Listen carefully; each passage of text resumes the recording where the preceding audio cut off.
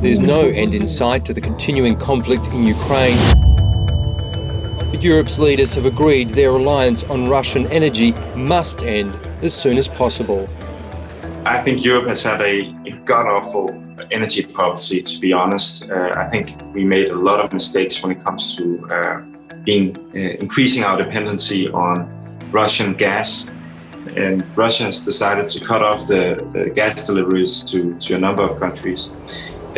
So the situation is serious.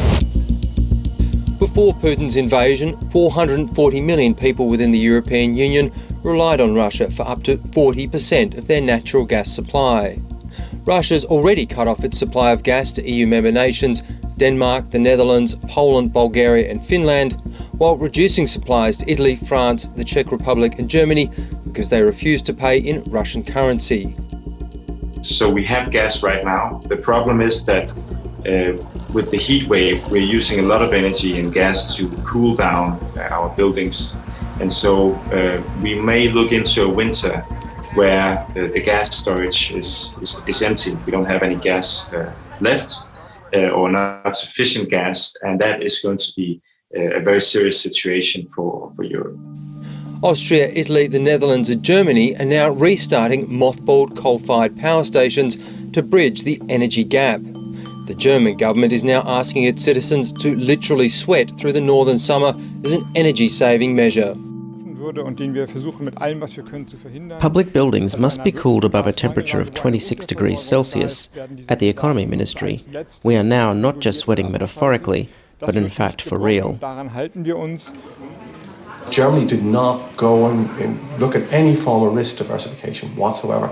And I actually recently looked at the German emergency gas plan and looked through it, and they didn't mention Russia once in that 80-page document. So they never saw it as a risk.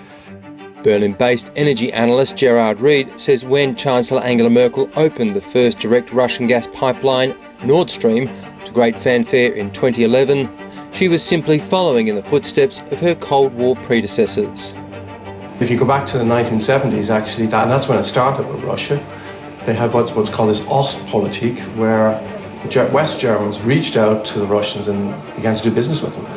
It was all about, if you go and trade with your neighbours, you're less likely to go to war with them. Germany's now working towards eliminating all Russian gas imports in a massive about-face.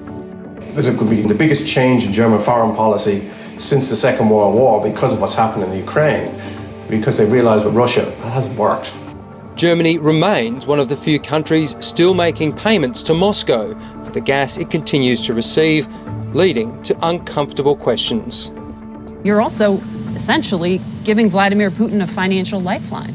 He cannot buy anything from the money he's getting from us because he has all these sanctions on imports for modern technologies and things he is looking for. So this is what is making very angry. How crazy is this? Wait a second, you continue to buy all these raw materials from them every day, which means that you're actually financing them in war, and at the same time you're doing sanctions on them. It's a bit crazy, really.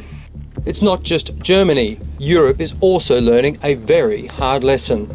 We cannot allow ourselves to be dependent to that degree of any one country, and especially not a country which has values which are completely different from ours and motives that are completely different from ours. So I hope we have learned our lessons.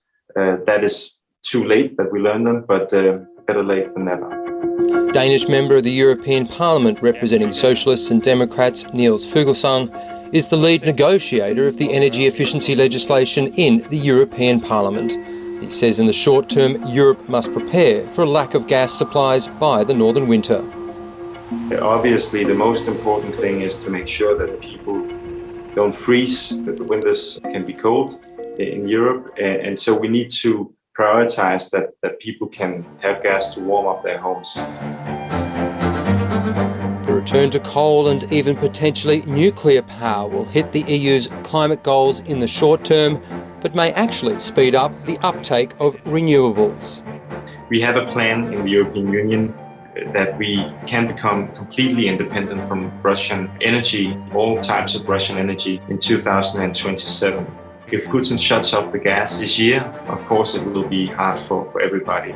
And then we need to increase the tempo for the green transition as much as we can.